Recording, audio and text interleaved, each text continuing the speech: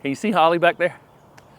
Okay, what makes this basic chipped up limbs and sticks and leaves so valuable for the garden?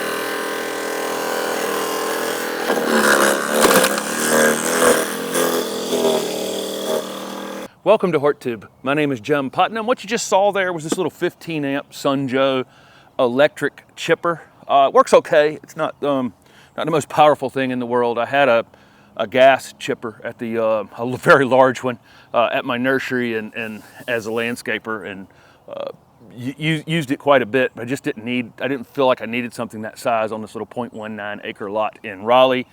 And so I bought this little electric one, and I've used it for 3 years now, and it's done okay. You can chip up maybe something up to about 3/4 of an inch. I think they say maybe an inch, but you know, and you got to cut things where they're kind of straight so they can go in there, you know, evenly. So I can't have limbs that branch way out and that get stuck up in the top of it, and it's harder to push that stuff down. And it's got this little plastic paddle right here that you use to just kind of force things down in there.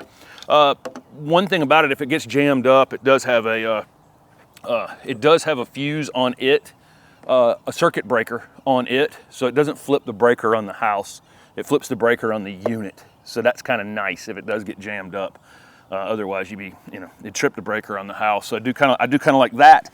And again, it does an adequate job on small things I'm taking off of, small shrubs, small trees, perennial plants, that kind of thing. So, why would I want to chip all this material up? Well, all of the material that I'm cutting off my shrubs and perennials and trees are full of the nutrients that the plant needs to grow the leaves and all the material that I'm cutting off of them, right?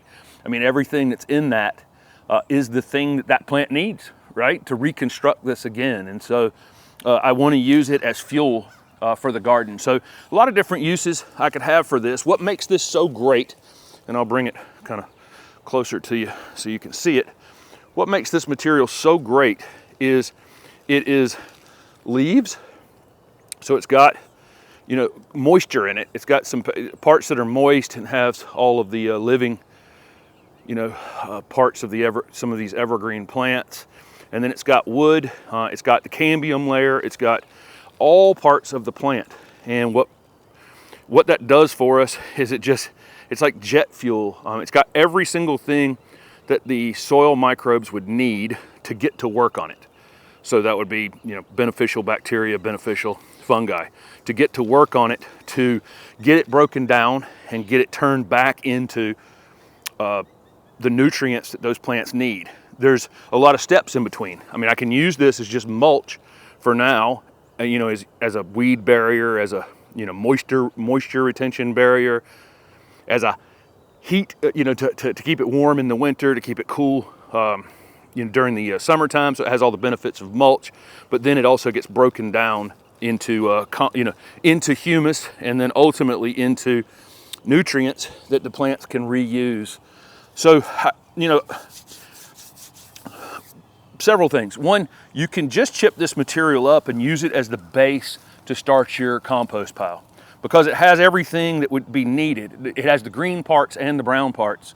And that's typically what we need to make good compost. Since it has that already mixed in together here, this is a great base or starter for any kind of compost. I don't even go through the process. All of this material is non-diseased plant material, so it didn't have any of, it didn't have any issues when it came off the plant. So I either go out here and I'll take it and just literally throw it out here into the bed.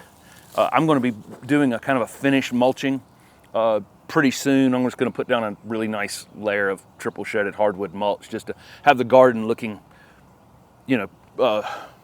crispy basically during the season here. But in the meantime, my leaves are here.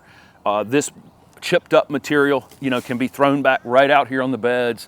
And again, it'll be under that mulch, and those soil microbes can start breaking it down and refeeding it to the plants. Another use for it I really like is in my vegetable garden. After I plant my vegetables, I'll just use this as rows in between, basically walking paths in the vegetable garden for any place I do walk. And this material will break down as part of those paths during the summer vegetable season. And by the time I put my fall vegetables in, this material will be broken down enough, because I've chipped it up into small bits.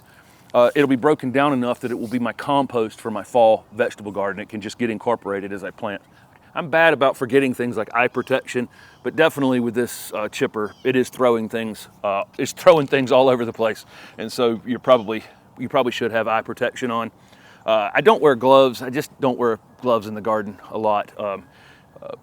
But probably some of these things with briars on them, you should probably think about having some gloves on. I usually don't wear gloves with things like when I'm using a circular saw or any kind of spinning blade thing, because it might be, the glove might actually get grabbed, by the blade. But this blade's way down in here, so unless you're sticking your hand 6 inches down in here, it shouldn't be a problem to have gloves on. So this material is a fertilizer, okay? It's just the nutrients are locked in here differently than if you bought an inorganic fertilizer. So with an inorganic fertilizer, the nitrogen, the phosphorus, the potassium, all the micronutrients, they're all in some sort of, they're ready to feed the plant, immediately. Whether the plant wants it or not, actually, whether the plant's sending out signals that it needs it or whatever. And we can actually frequently end up pushing our plants too hard, or pushing them into too long of a season so they don't get to sleep very well before, frost and freezes in the fall, or, pushing them too hard a lot of times can end up with a lot of tender new growth that insects are drawn to. So some of those issues. So I like to feed with organic fertilizers. And so I'm going to have a fertilizer video coming up where I'm showing some organic fertilizer, which I purchased, but this is organic fertilizer. Okay. This is the nutrients that your plants used last year. So, I encourage you not to bag it up and put it out by the street or send it out to the city. Just chip it up, put it right back on your plants, or put it in a compost pile, and wait some period of time and use it as compost, whatever you're using it for.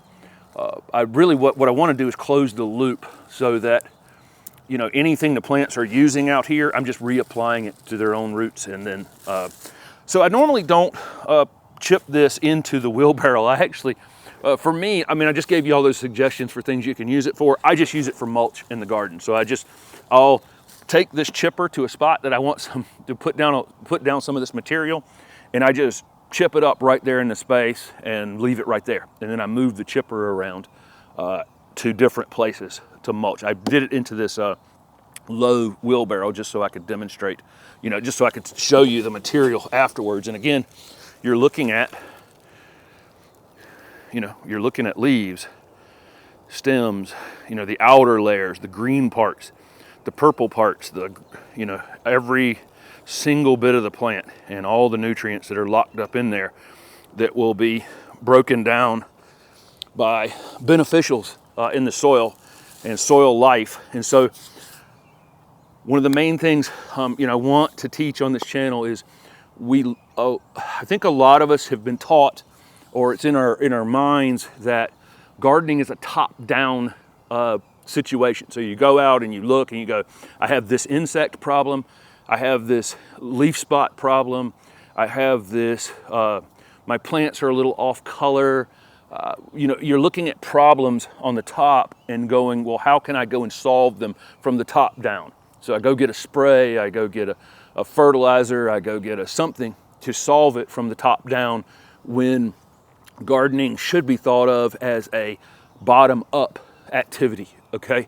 So feeding your soil, improving your soil, using compost, using wood chips. These paths I have out here are wood chips, okay? And you know, these wood chips are like, again, jet fuel for the soil. So most of your plant-related problems and stresses, you know, are being caused by issues that they have underneath them that are impossible for us to detect and figure out exactly what it is. Whereas these beneficial relationships that bacteria and fungi have with our plants will solve most of those issues. One of the things about,